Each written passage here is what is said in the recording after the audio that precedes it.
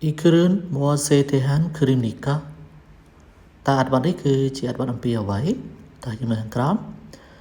지하철역에서 담배를 피우면 안 됩니다. 지하철역에서 늘 스탄디로 그럼 đấy 담배를 피우면 안 됩니다. mình ăn nhạt ở chỗ 바라이 때. 그리고 침을 뱉거나 쓰레기를 함부로 버리는 것도 좋지 않습니다. 그리고 hãy 침을 뱉거나 쓰다 tụng mua được khá 쓰다 침을 뱉거나 khá 쓰다 그리고 쓰레기를 함부로 버리는 것도 함부로 là nói anh bỏ tha bật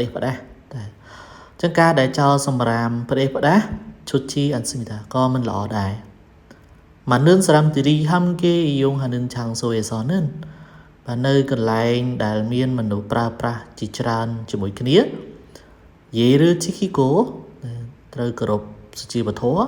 គេគឺថាគេសាយងហេយាមីតាហើយត្រូវប្រើប្រាស់ឲ្យមានបានស្អាតណាប្រើប្រាស់ឲ្យមានអនាម័យបាទអូខេអញ្ចឹងយើងមើលចម្លើយទី1 il 금연 구역 안에 កែណែនាំពីតំបន់ហាមជក់បារី 이 지하철 노선 안에 កែណែនាំពីខ្សែរថភ្លើងក្របដី3공공 장소 이용 안에 កែណែនាំពីការប្រើប្រាស់ទីកន្លែងសាធារណៈនិងសារទេជុងឈុធុងខ្យល់ជាអានេកែណែនាំពីការទូទាត់ថ្លៃចរាចរណ៍ធ្វើដំណើរនៅថ្លៃមធ្យោបាយធ្វើដំណើរសាធារណៈបាទអញ្ចឹងអ្នកនេះគិតថាចម្លើយលេខម៉ានដែរសូមផ្ដល់ចម្លើយខាងក្រោម감사합니다